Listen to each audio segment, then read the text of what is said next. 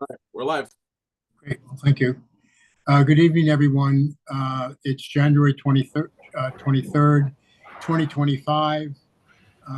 It's 7:03, and this is a Weston Board of Education special meeting. It's our second public forum to review the Weston Board of Education budget for fiscal year 25-26. We have a quorum, so the first item on the agenda is the Pledge of Allegiance. I pledge allegiance to the flag of the United States of America and to the republic for which it stands, one nation, under God, indivisible, with liberty and justice for all. As we do with all meetings where we have public comment, we read a statement ahead of taking public comment. The board welcomes the opportunity to hear from members of the public about matters concerning Weston Public Schools. Public comment is an important chance for the board to receive input and feedback from our school community. We listen attentively to all comments shared. While we value and pay close attention to public comment, it is our practice not to respond substantively or sometimes not at all during public comments, and there are several reasons for this. First, engaging in a discussion on non-agenda items could violate the board's obligation to comply with the Freedom of Information Act. Second, the board or the administration may not be prepared to discuss certain matters raised in the first instance by a public comment. Third, the board develops its meeting agenda carefully to ensure that the board addresses matters that are pressing or relevant at the time of the meeting. We encourage members of the public with specific questions, concerns, or complaints about our schools to reach out directly to Superintendent Barbiero. And you may also email the board at our email address, boardofelucation@westonps.org, and additional details on public comment at board meetings can be found on the Board of Education website. And so with that, Jody, Lisa, do you want to say anything in advance, or shall we go right to public comment? Right to public comment. She's working on something. All right. I have a few attendees. I'm going to call your name. I'm going to promote you to a panelist. When I do, there's going to be something that pops up on your screen. Please click on it to allow yourself to be promoted from an attendee to a panelist. Once I promote you, you will have 5 minutes to speak. And just prior to speaking, could you please state your full name and your street address in Weston? Alex, I'm going to promote you to a panelist.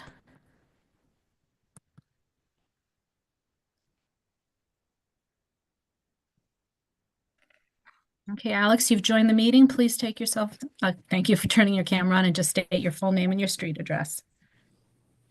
Alex Staley, 42 Lords Highway. So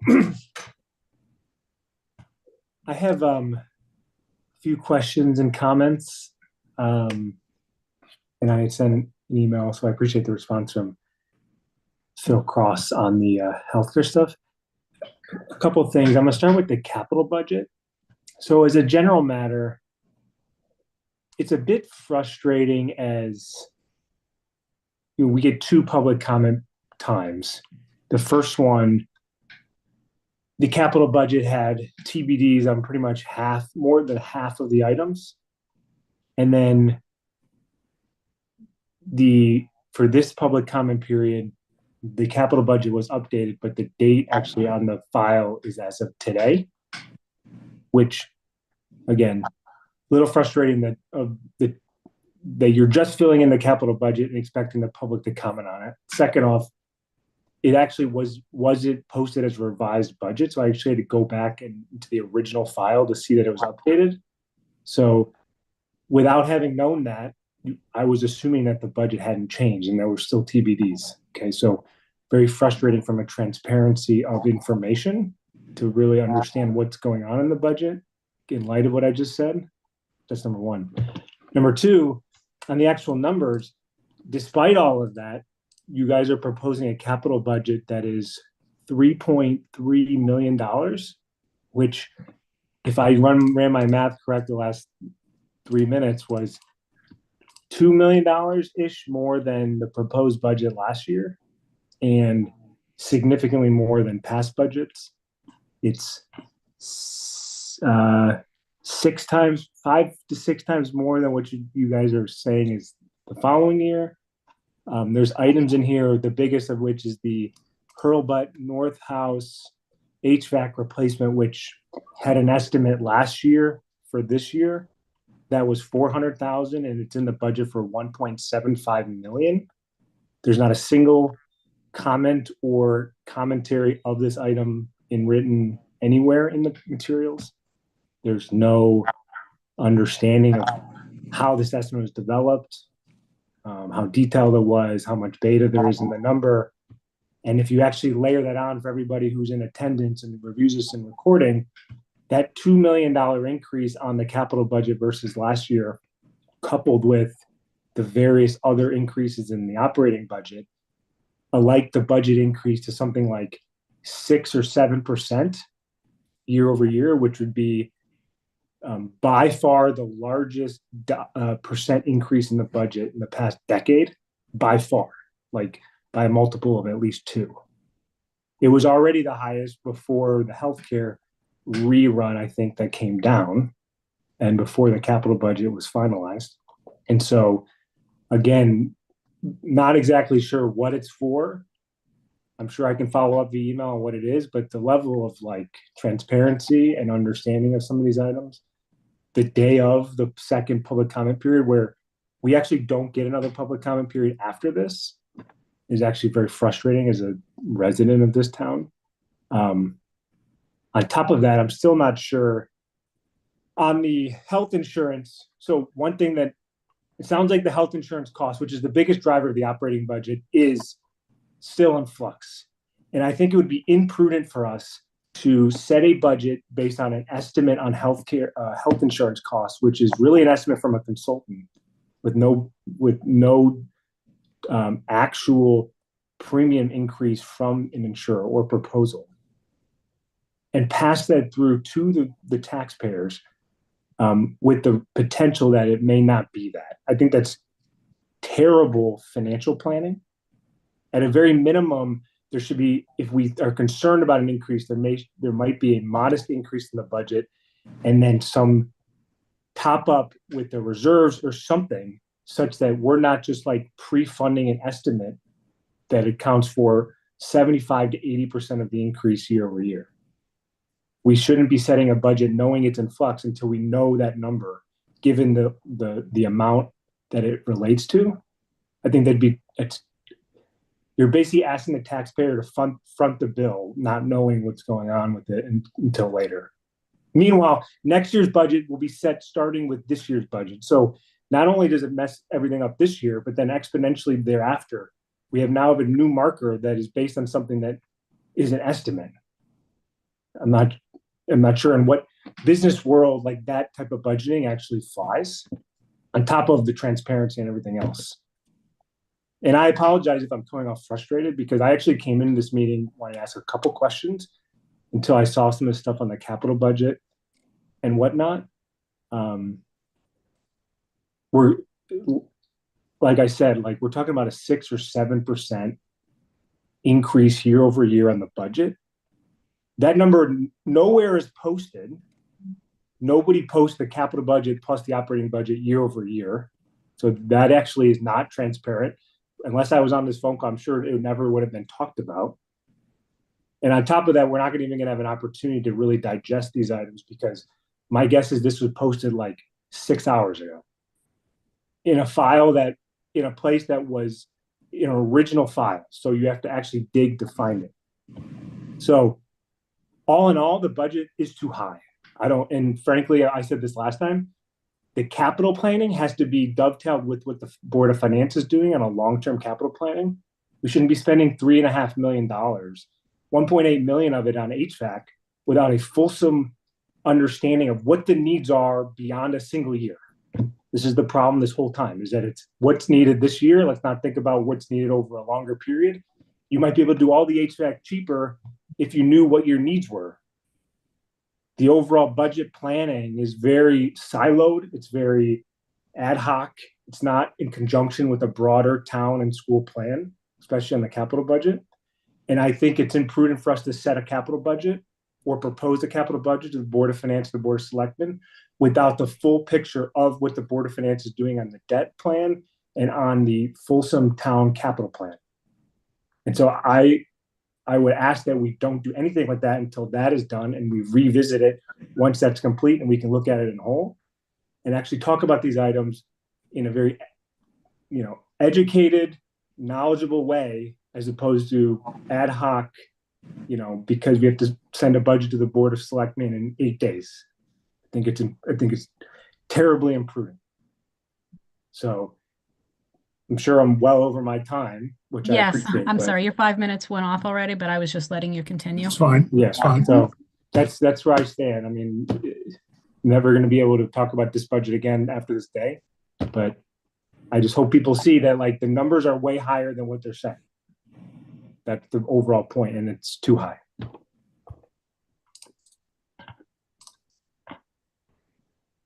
Okay, I will move you back to an attendee if you just give me one moment.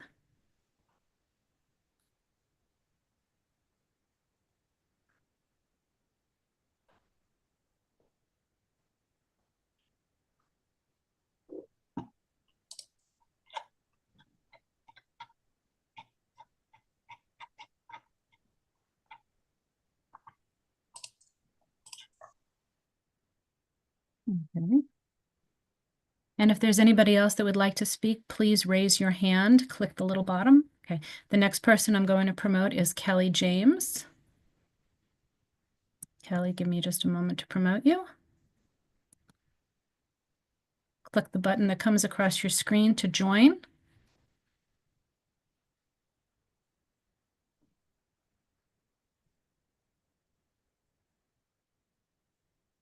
Kelly, you can turn on your camera, state your full name and your street address, and then you'll have 5 minutes to speak.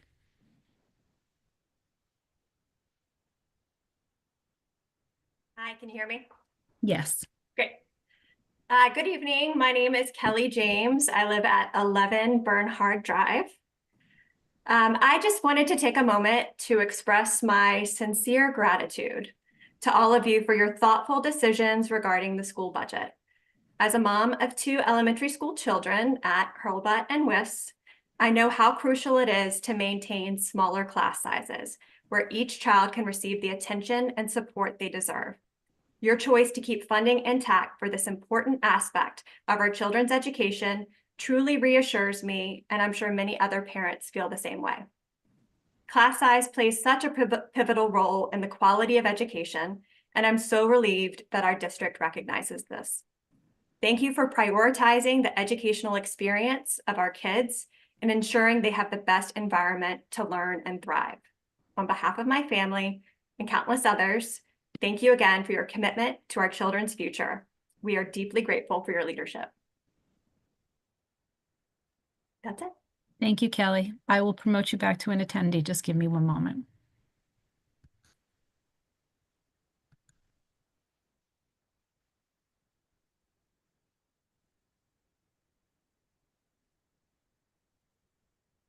If there's anybody else that would like to speak, please click the raise hand button at the bottom of your screen.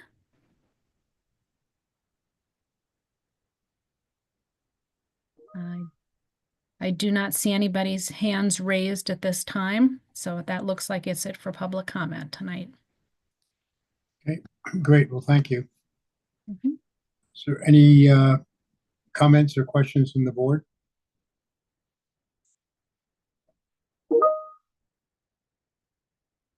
I have a question, actually. I don't know if it's you, Steve, or maybe Phil. Phil, to the comment that was just made, I know that we're scheduled next week to vote on the budget. When is the absolute sort of how long could we delay it if we had to delay it, Phil? When does that approved budget have to be delivered?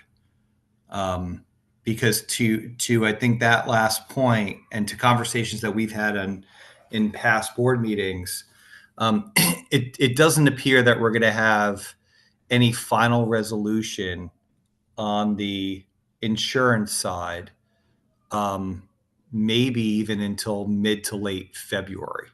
So just a little bit of detail, of context around the process and the timing here, Phil, if you could.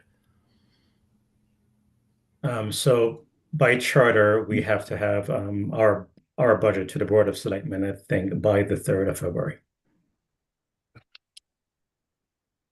So again, Michael, I know there has always been concerns about any items within our budget, and there's been several years that a lot of the items that we have within our budget were their estimates. And that's why we've always had the mantra that it's a marathon, right? Because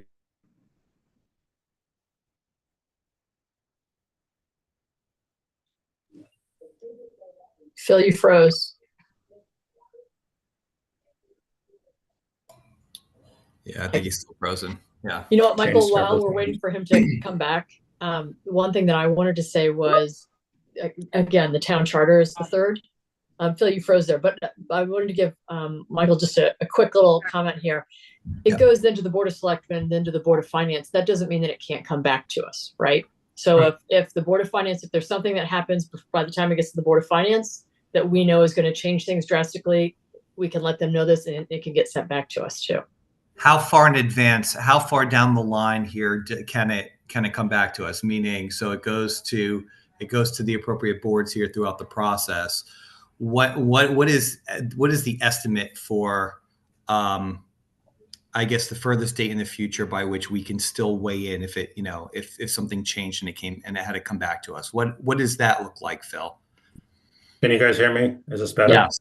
Yes. Okay, perfect. So Sharon, you're absolutely right. So in terms of when it comes back, the Board of Education will vote in January. We continue to work on our budget prior to the vote by the Board of Finance.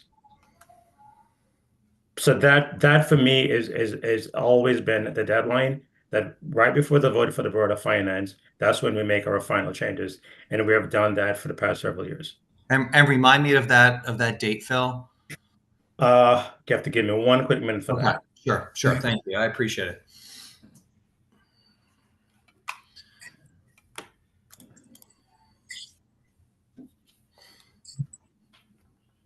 With that being said, Jody, I have a question for you. Hopefully you can help me out with this, because since you seem to know a lot of the details. While Phil's looking for that, this is going to Alex's comments that he made earlier about public comment and how he's a little disheartened and disappointed about the fact that this would be the last opportunity for him to have a chance to comment on the budget. And he feels as if he didn't really get enough of a running start with the changes that were made, which is fair. I mean, there's a lot in here. So with that being said, when it goes to the Board of Finance and the Board of Finance is going through the Board of Education budget, is there an opportunity for public comment during the Board of Finance review of the budget as well? Okay, that is a Steve Ezzy's question, not a Jody question. Oh, I didn't know, but I didn't know if Jody knew that there was like a public comment as part of the Jody Board is of Finance. is the board clerk. So Yeah. Mr. Ezzy's, can you please answer? She's got the dates. Yeah. All right, so go Steve. But Yeah. it's not about date, Sharon, it's about protocol and it's Yeah. about meetings and if there's public comments at them. During my tenure on the Board of Finance, we took public comment during the review of the budget. Great. But Okay, just, so but just so you know, the process is it goes to the Board of Selectmen. The Board of Selectmen reviews it, but they have no approval. right. They can say, this is fine with us. They can offer up their comments, but the ultimate decision is the town's at the Right. ATBM, but the Board of Finance, will say yes or no. I just And- didn't know if the Board of Finance had what we have, which is scheduled public sessions on the different budgets. That's why I was asking. Yeah, because she's the I don't calendar, so that was my mistake. Jody, do you have Um, the calendar in front of you? I just don't have it in front of me. So real quick, so I have the historically, calendar. the Board of Finance has had a meeting where the public has an opportunity to chime in. Right. Great. That has been the case. And just to go back real quick, there are 2 dates for the Board of Finance. The first meeting is on March 5th. And if needed, the second meeting will be on March 13th, sorry.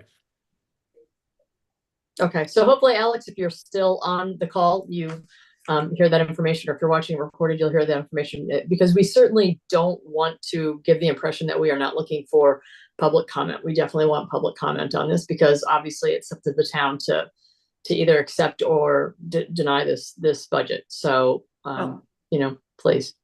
Well, and if I may, it is listed in the budget document. The other thing is when we have our meeting on the Board of Ed on Tuesday, January 28th, that is a Board of Ed meeting, and there is public comment there. If we don't reach the vote and approval there, then there is another meeting on January 30th, Thursday, and the same thing. There is public comment at these meetings.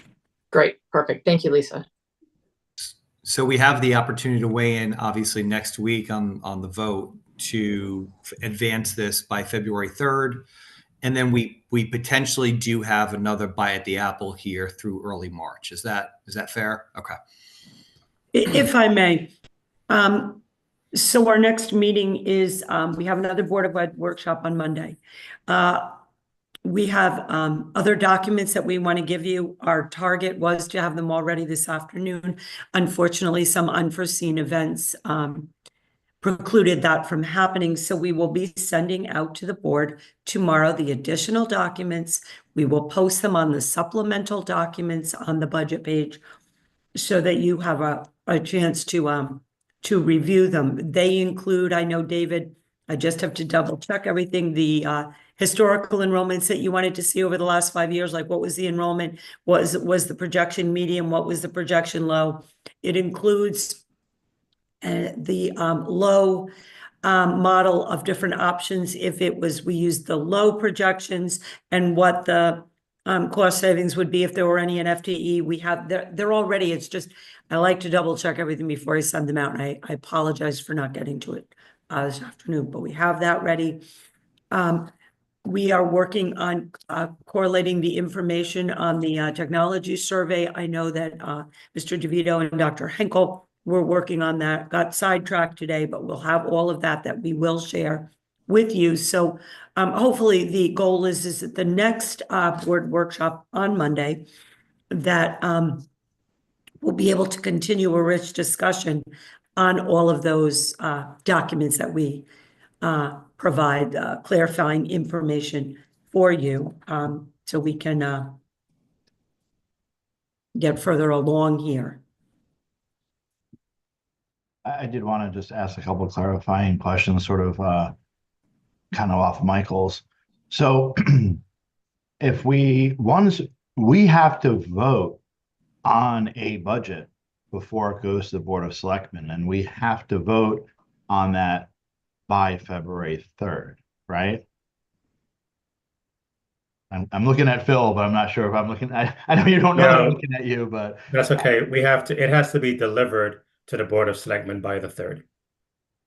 Right, but we can't. Yes. We have to vote. We have to, right. And the Board of Finance can review it, but they can't.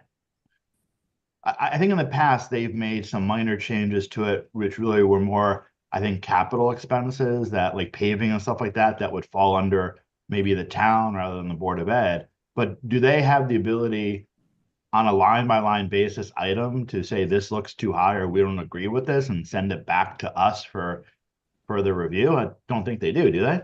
No, Right. they vote a number. I mean, they can comment line by line, but at the end of the day, they can't say, lower paper and, raise, Right. Heating oil. Right. Okay. My concern is that once we voted on it, it can make its way back to us, but we as a board have approved the budget. And so the collective work that we've been doing to date as a board, probably each of us has our own ideas, and we collaborate together during these meetings.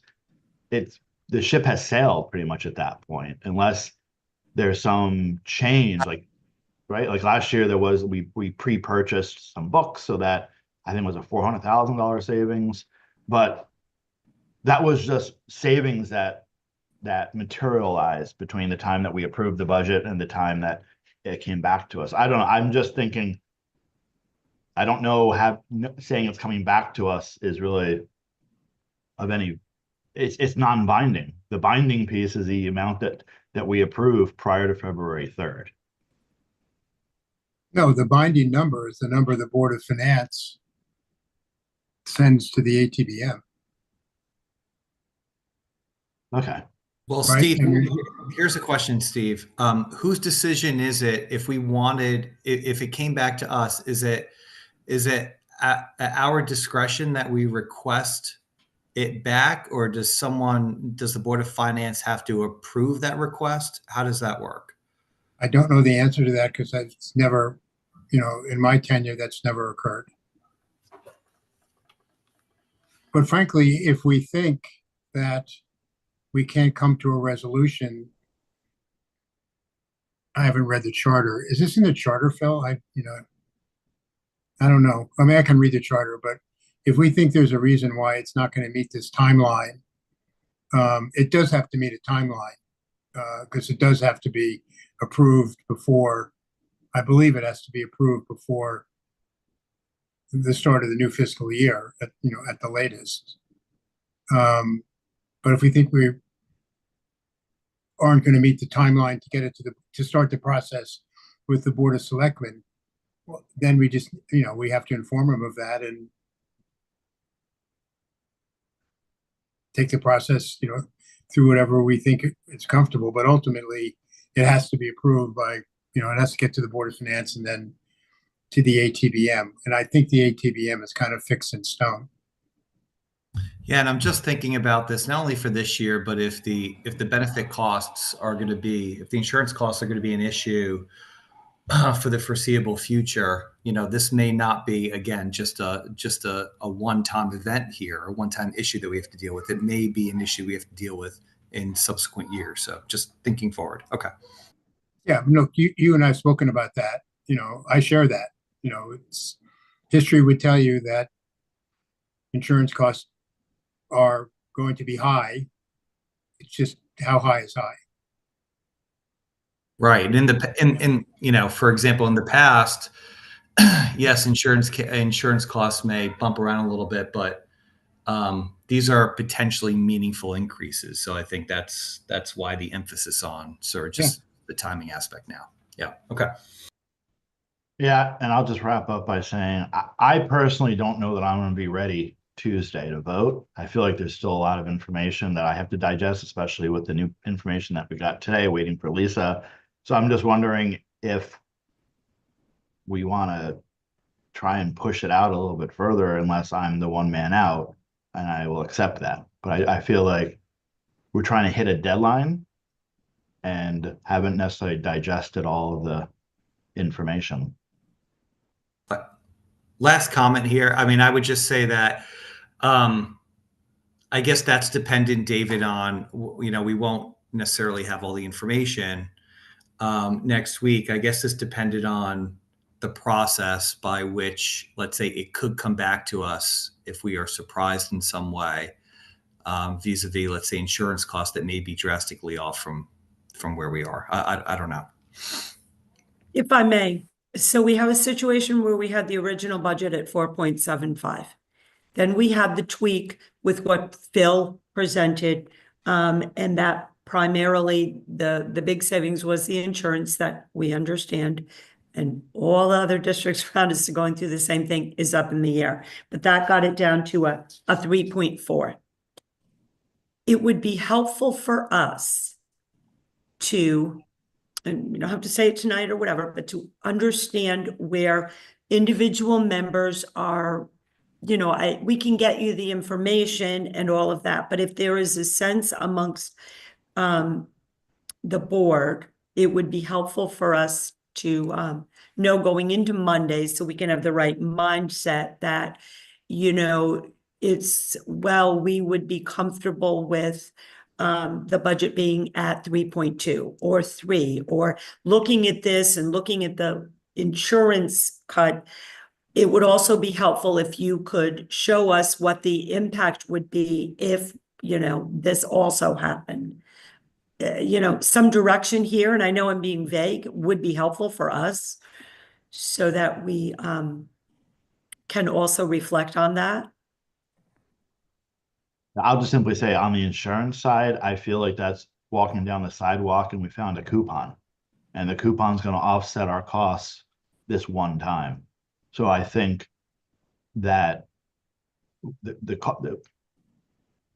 we haven't saved money, we found a coupon. So what would you like us to find then? This is helpful. So, and believe me, I understand. And I'm going to be frank with you. Every time we build a budget, ever since, well, I've done a long time for just one school, but as superintendent, every year we try to figure out a way to best manage the needs with the fiduciary responsibility to the town. And we find little coupons along the way, and then other things that are sustainable beyond that, if I'm being clear. So what would you like us I look think at beyond the coupon, I guess I would say. I think it hit the nail on the head. Sustainable savings. That's my biggest concern. And I've said this kind of year over year. I always feel like we are on an unsustainable trajectory. Our operating costs and our total budget, our total budget, we're on an unsustainable trajectory. So I would love to hear some ongoing sustainable savings. Can you give us just for, I know I'm pushing out, but I want to understand your Lisa, thinking. Can I finish, please? Ongoing sustainable savings. When you look at savings in a budget and 80% of it is staff, is that what you're referring to, David? Well, so I'm just asking. Our budget this year at the moment is, I think, just shy of 61 million. Bill, is that 61? Yeah. So for every basic math I know, but just for every 1%, we'd have to find 600. Yeah, 600,000. Yeah, right. That's the 61 million combined with, if you divide out the math, that's just north of $30,000 spending per pupil. That's off the charts compared to other districts. That's what I mean by unsustainable. So I don't know. That's my red flag is that we continue on an unsustainable trajectory with spending per student. And it is very much out of line with some of the Durgays around us. And I understand, we're small, we're unique, but we are small. No, we are small. We are unique. Our budget has consistently come in lower than all of the other schools, but they have more children. So, there's certain things. But when you're talking about sustainable, and forgive me, but I'm just really kind of pushing to get clarification. So you're talking about 600,000 is a percent. So 600,000 to be sustainable in that kind of a thing is, to me, staff. To be blunt, you're not going to get it by shaving $60,000 or 0.0008 whatever percent. Is that what you're asking us to go back and look at as part of it? Yeah, and I don't know that I'm suggesting that we should be cutting staff, but I'm certainly saying we should look at utilization. We should compare maybe things like, and I am out of my league in many ways. So I want to be very careful and not be disrespectful because I just don't know how the school district operates. So I will look at this simply as the way the private sector operates. It's utilization. Are we overstaffed in some areas? And if we're not, maybe the data that shows that we're not is the data that I would feel comfortable then with, where we're spending $30,000 per student. And we are not overstaffed. We don't have underutilized folks. And I'm talking about across the board. I'm not talking about cutting teachers. I'm not talking about cutting support staff. I'm not talking about cutting landscapers and maintenance. I don't know. But Yeah, I'm no, I wondering- understand. Yeah. And I don't think you're giving yourself a credit. I think you do know a lot about the intricacies and the running of it. But I'm just being really blunt here because we're Yeah. kind of looking for how we can, when you talk about sustainable savings, you talk about sustainability efforts clearly in the running of the buildings and all of that. But there's also, Then yes, I would say what would make me more comfortable with approving the budget is that you have looked at the utilization or the workload or whatever metrics you would use, and there's easy ones. We don't want a teacher to stand up in front of a classroom with 35 kids, right? That's simple. And I think when I asked you to add 1 student per section, that was a simple way for us to see the educational. It's not, that's easy, right? We don't No, save, yeah, we I don't save understand. enough, right? Yeah. Yeah, so I would say from where Okay. I sit, if I knew that you looked at the utilization, whatever Sure. the right wording is, Mhm. and Okay. it is staff. Sure, yeah, and we can look like that, and you will get the charts tomorrow where it is very interesting. When you look at the low enrollment projections for next year and you look at the medium projections for next year, it's going to require the same amount of sections because again, it's that tipping point and how many kids. So we can certainly look at that. I can tell you when you look outside the classroom, for example, and you say, okay, well, we have 4 grounds people, so we'll cut one. Then the cost of overtime goes up in the other category. So, there's always a trade-off. So we can certainly go back and look at that. But that's, that 600,000 is when you're looking at programming and staff and infrastructure, that's where it's going to have to come. Lisa, I cut you off and I apologize. I just wanted to so I wanted to go add back on. to you. I just wanted to add on to what David was saying, and I really appreciate your budget and keeping class size smaller on the smaller side, and that's really important. And I really appreciate you doing that. When I was looking at page, I think 73, and the support staff, and I know I sent you questions. We're not finished. I apologize. We were going to get them out tomorrow. Go ahead. Oh, okay. Well, okay, that's great. And because I still have some questions about that. And I was, not saying anything. I thought we were going to do that Monday. So, but, that's kind of along the lines of what David was saying, looking at the support staff that isn't going to affect students in the classroom, but more so, outside and the staffing and the amount of students and what they're doing with those students outside the classroom. Okay. So we will put together, get all of the information out, and we will go back and That's look great. at that particular area and any other area you would like to see. I can tell you that there's not a lot of wiggle room with some of the staff, but we will go back and do it our best efforts, So, just one other, question. Do you have an indication of staff retiring, of being able to rearrange, maybe staff that putting a round peg in a round hole, so they might be doing other things better, and so kind of rearranging it as people retire and leave? So I would say to you, we do that every single year when we look at the staff and we are assigned people. And Ms. Gavoni's already on it about finding out who is retiring, perhaps, and analyzing down to looking at the schedules. What do they do? How can we best use them? Ms. Gavoni, have anything to add? Yes, I would add, I would say it's early to know for certain about retirements. We're starting to get some indications. Those indications are very limited at this point. I wouldn't expect necessarily even that retirements result in situations where there can be reductions, because in some cases, those retirements are in very necessary programmatic areas. So I understand the question, Lisa, and I appreciate the question, and it can be challenging, and it has to be weighed on a case by case. Sometimes, we can have buyouts for, staff that we'd like to see move on, and there would be other staff that could replace them. Just a wonder.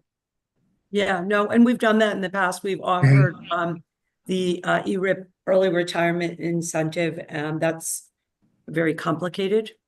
But we would have to, you have to look at that. You have to look at the unions. That's when Phil talks about turnover savings and how he adjusted that number. That's in part of that, what we're trying to do here. Oh, that's great. Good. Thank you. Can I also just quickly ask, Lisa, when you put together the information I guess I'm kind of asking for, it would be really helpful to understand the parts I don't understand, right? The folks that stand in front of the teacher, the teachers that stand in front of the students, that's easier for me to understand. The folks that I meet with, like on these meetings on a regular basis, the superintendent, assistant superintendent, the principals, I understand what they do. I don't understand all the other layers of what people do in the district. Do we have any numbers that we can say Weston has X number of, I'm just making it up, guidance counselors? And those guidance counselors are responsible for X number of students. Yeah, we're working on that. Yeah. Okay, right. Yeah, and that's one of the questions that Lisa had, and that I think we're almost done with it. So we'll get that up to you tomorrow. It has those specific positions. Julie's working on the responsibilities. What's the caseload? We're trying to provide all of that for you so you can get a better understanding. Because yeah, I mean, sometimes you look at a position and say, what does that person do? And will we have the ability to look at, what I'm focused on again is at $30,000 per student. And it might be that we can justify that. And, I always say, you have to be able to defend something, right? So if we can defend $30,000 per student, then that's great. I would love to know, how does a Westport, how does a Wilton, how do these other schools get down to $28,000 per student? There's got to be some formula, because from what I understand, our class size guidelines are on par with our Grade A schools, right? So there's got to be other places where they have they're responsible for more students, whatever that role is, in other districts than Weston. One of the documents that we are putting the final touchings on, I believe you asked, what was the historical number of staff going back a certain amount of years. David, you had asked that, and we have that. Oh, that's good. We'll be giving that out too. Just to clarify, and I don't know if this is a different question, but the first round of questions that have been already posted does include that a chart historically back in 2017, overall staffing versus enrollment. And that chart's already included in board workshop 1.7.25, right? January 7th, 2025. That's already been posted, and I know that we're looking for more details around staffing. So I just wanted to make sure. I know there is, as Sharon mentioned, there's a lot of documents, and we try to keep up with all the questions so that we're as transparent as possible. So it may have gotten buried as people were looking at things. Yes, thanks, Dr. Henkel. You're right. It is in there. We did do the staffing, the total number of staffing. Yeah, and also I just want to take this opportunity to mention and just clarify, David, to your point, not every staff role is created equal, right? And just like every student is not created equal with the number of resources they need in order to access their educational experience, sometimes it's not so black or white to just look at an overall number and how that correlates also to per pupil expenditures. Because every district is different, the needs related to students and the staff that they are required to support their educational experience is also different. So we just need to keep that in mind when we're talking about reducing staff. And I have one more quick question on the capital budget, or maybe it isn't the capital budget. there's been a lot of talk about the electrifying of school buses. And I don't know where we're at with the change at the federal level, but if we are moving towards that, where has that cost shown up in our budget, or has it not yet? No, it's not, well, that mandate may change, given the new administration, but the previous mandate was by 2035. And Right. So as we understood it, David, because I was part of this transportation, RFP, as we understood it, correct me if I'm wrong, Phil or Steve, is that it would start to impact us the next RFP, which would be, we just signed what, 5-year contract, right? So it would start to impact us, our budgets in 2030, I believe. Look, it's a good question, David, because even though we're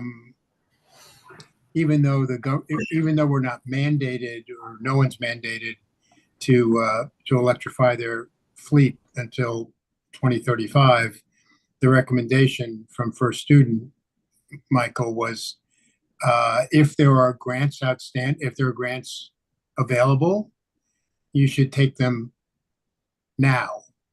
Now, I don't know if the conversation in the new administration over the last couple of days about electric vehicles is going to also take into account buses, but I guess we'll see. And it's probably a good question, Phil, to ask First Student what they think. Well, Yeah, and go ahead, Phil. I'm sorry. It's a few things that we have to answer, both as the Board of Education and also on the town side, because we really need to find a home for the buses if we're going to add electrification to that. Because the current facility or current location will not support full electrification. So I guess there's more conversations to be had. So in the near term, we have no allocation for electrification of the buses, but it is a conversation that I know the town has started, and we'll also piggyback on that discussion as well. And that was the basis of my question. Well, it wasn't so much about the First Student contracts. I peripherally remember that piece, but we're going to have to provide the facilities to charge those buses, to house those buses. And so that's kind of, it parlays, or is part of my concern about sustainability, no pun intended, of the budget, that we may be faced with having to literally build a structure to house and charge these buses, right? And if the state has great incentives that we want to electrify the buses, even if the new administration doesn't mandate it, we might still want to do it for our own sustainability purposes. So what I'm saying is that I feel like we have a potential huge infrastructure costs or capital expense. Yes, we do. Right.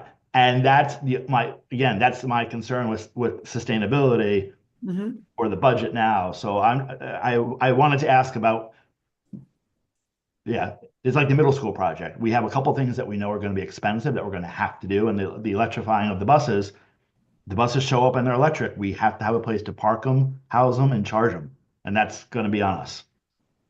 Well, it's going to be on us, and we are waiting direction from the town because there has been talk about moving it, but it's been a preliminary talk, and we have not been involved in a robust discussion on that because you can't just electrify them where they are. There's not enough space. So in short, there's nothing involving those buses in any of our plans right now because it's premature, and we have to see what the federal government does and also enter into a more robust discussion with the town regarding infrastructure, not only of buses, but also of our school and community needs. Right. And I think I've asked this question before, Phil, we can't reserve. We don't have the ability to reserve money for, like, in our capital budgets going out next year, the year after, of course, in this coming up budget, the HVAC costs, as Alex pointed out as well, it's a huge number, right? So I immediately went to that. So what I was thinking in my head was in 26 and 27 and 28, I would want to see some money for the electrification of the school buses. But we can potentially budget, but not put money away for it, right? Like we can project, but we can't have a reserve. That's called a non-lapsing account, and we won't be able to do that. Yeah, Okay. that's one way. Another way, but again, everything involves discussion with the town and Board of Finance, is to establish a sinking fund where funds are just put aside every year to build a fund. Again, I don't want to muddy the waters right now with costs and everything else of those buses. I think we have a lot as it stands right now with our current budget. So I guess that in the near term, there's nothing in our budget to address those needs. The town has started to have some conversation, a discussion with other vendors to explore locations. So I think maybe sometime in fiscal 26, as we think about what ultimately we will do with the middle school, that will probably be part of that discussion as well. But that's an interesting idea, David. We should have that conversation with the board. The town can create a fund, a non-lapsing. They've done that for fire engines, as an example, And for the track. Right. And for the track. That's right. Right. Because Steve, as we kind of talked about, especially as a small community, and one of the reasons I was for the non-lapsing account, you've taxed me. I'm a taxpayer. I want the bulk of my taxes to go to the schools. That's why I'm here in Weston. 80% roughly of my taxes go to the schools. But at the end of the day, if we need to build a place to help for these buses to park and to charge, I, as a taxpayer, will have to foot that bill, whether I foot it through my taxes that go to the Board of Education or I foot it through my taxes that go to the operation of the town. But the town has flexibility to kind of create that reserve account. And I think ultimately the town, if I understand correctly, they're responsible to provide the facilities that we operate the schools in. So it would seem like it would make sense that they would provide, if they have the ability to reserve for, budget for whatever this bus depot, we should be having that conversation now. But ultimately, it affects me, Steve, Michael, everybody else directly as taxpayers. It just doesn't. It's just that it's in one budget, not the other. Yeah, no, we collectively with the town have to come up with a determination on where the buses are going to move to, and there are only a couple places, right? There's the DPW garage, off of Old Hyde Road, or the transfer station. That's pretty much it. So a decision ultimately has to be made, and I think made, to your point, within the next couple of years. And then the follow-on decision is, okay, we move the bus depot. What happens to that property? There's some talk about selling it to a developer, but I personally don't think that will ever occur. It's 100 yards from the school, so we're not gonna, and right on the corner of the busiest corner in town. So it's something that the town has to address sooner, not later, and we'll bring it up to them. But just getting back to yeah, I know. But just getting back to your earlier comment about maybe not being prepared to vote on the budget next week. I'll read the charter to see if there's, I don't remember if it's date specific in the charter, but if we really don't think we're going to meet the current deadline, then I should give a heads up to the Board of Selectmen and to the Board of Finance. So, and I should do that probably tomorrow, even ahead of our conversation next week, to say we may not get there by that date. We may, but there's a chance we don't. So I'll do that. Because it sounds like we'll definitely need the extra day that week. Oh yeah. But this is a big decision. We don't need to rush it. So you will check with the selectmen about making sure that we're within the boundaries of the charter? I'll read the charter tonight, and then Thank you.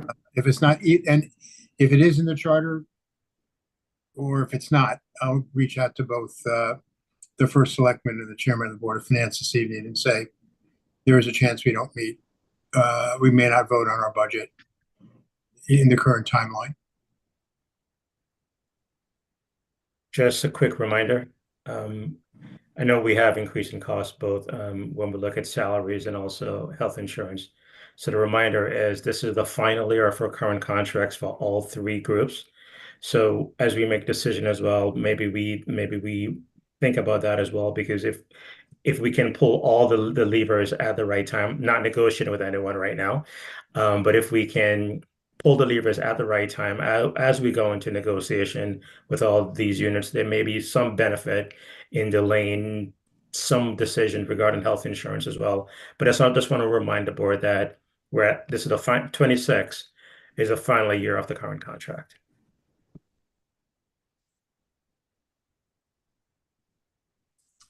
More from the board tonight? Yeah, Steve, I'll chime in when I have to be in the car and I have to take this call, so I'm off video to spare you all. Okay. Bright lights. Anyway, yeah, I had a couple comments. One, I don't know if the gentleman who was the first public comment is still listening, but given this much discussion, anyone can always email questions as well. So if there are specific questions, because he referenced, I have 2 or 3 other things I wanted to get to, but this was just posted today. So certainly if anyone's listening and they do have specific questions, the public should certainly feel free to email those questions. And then the next would be, Lisa, thank you so much for the work to bring together this sort of survey about the technology. I am eager to look at that. And I would be curious of course, what the sort of questions are. And the reason I say that is that if the faculty really thinks that we're using technology in a very sound way, then that's going to be a pretty satisfying thing to me. If there's some more gray area with that, then I think it's pretty hard to have the discussion about potentially cutting staff positions and justifying technology investments, depending on what the faculty say. So I'm very curious about what that will be. And I don't think this fits in a budget conversation per se, but I do think it's relevant to the topic that I would be curious too of what the technology survey says about cell phones in high schools as well. That's kind of aside from the budget, of course, but if we're doing a survey about tech, that would be an interesting thing to find out from the faculty too.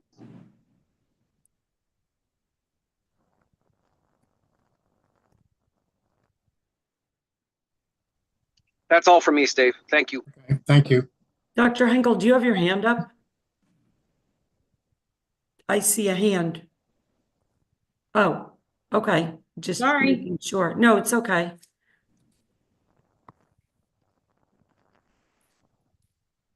Other questions, comments? Talk on Monday. Have a motion to adjourn? So moved. Oh, wait, Moved. Michael doesn't want to go yet. No, I think there are other people, other attendees that, is there anyone else, Jody, that wants to make a comment? I see other people that are in attendance. No, the gentleman that was here before is watching along with somebody else, but there's nobody here for public comment. Okay, all right, got it. Well, So may I have a motion Alex to is adjourn? still- well, before maybe I'll make my comment then. We have an adjournment. Okay. I know Go ahead. Alex is still watching. So I like David's drive towards austerity. I think it's a serious conversation with Michael involved also. Interesting, the metric is $30,000 per student is perceived as too high. And then Alex said the whole budget's too high, so there's some subjectivity there. And well, Westport's at 28.2. So let's say we say the bogey's 28.2, right? We're at parity. That's $1,800 per student off the budget, which on a $60 million nut would be 3%. So if we lower our budget by 3%, we could be at parity with Westport. And those that think the budget's too high, but we need to be at a certain cost per student can play with that fire. Because that fire means much more than staff. That fire means programming, sports, theater, or God. So if you use the metric, we have to be at parity with Westport. Prepare for the firestorm that comes when you don't offer AP courses next year. So we got to be careful with that metric. And we got to be careful with the budget's too high, fine 3% to lose. I'm just forewarning the firestorm that will happen if you continue with that metric. I like the drive towards austerity. That's not my beef. It's the metric that may be misguided and misplaced. Peter, I'll just leave off with, Yes, Peter. I don't know why you go directly to the cutting programs or cutting AP courses. That is, we're asking Lisa to look at utilization, and I think it is, you're prejudging what she's going to come back with. So let's let Lisa look at those things. We've already determined, I think, as a board, we like the guidelines. We like the small class size. We like the intimate settings. It's very beneficial. I think that both Patty and Ms. Cadis has said it is so important at the lower age groups to have the smaller class sizes. We're committed to that. Let's look at other places. The class guidelines that we use are on parity with Westport and Wilton. So let's look at the other areas that won't directly impact the small class sizes and see if there's room. Lisa may come back to us and say there simply isn't. Or if you cut this, you lose that. But I don't think we should yell fire in the movie theater until we get some data from Lisa. Well, it's the metric that was proposed is the issue I took, right? So I'd say stop at the metric and look at austerity, because you're not going to satisfy yourselves nor the taxpayers if the metric has to be at parity with Westport. Because either someone will find that's not good enough, I want more austerity, and you can only go so low because of the laws of the state, or parents will say that certainly isn't good enough because you're cutting all the programs to meet a bogey of 28.2. So it's just a advice, I guess, to not use that metric and to stick with austerity, but intelligent austerity. Yeah, I'll chime in there. I couldn't agree with Peter more on this point. I think that we get caught up far too much in comparison with the Dirks. It's as though it's some sort of like keeping up with the Joneses that isn't always necessary. That goes for a bunch of things. And I think the faculty even have some sort of jokes about it too, in terms of how we try to always align ourselves with the geographic areas that are near us. Those communities might have very little to do. And I mean that for a whole variety of things that we anchor to these other districts. I think Peter's point is a good one, which is that we really should be looking at overall excellence and what we're trying to achieve, as opposed to cost per student based on districts we're surrounded by. I think there's just more interesting, more rigorous ways to look at how we accomplish the budget constraints that we have to deal with.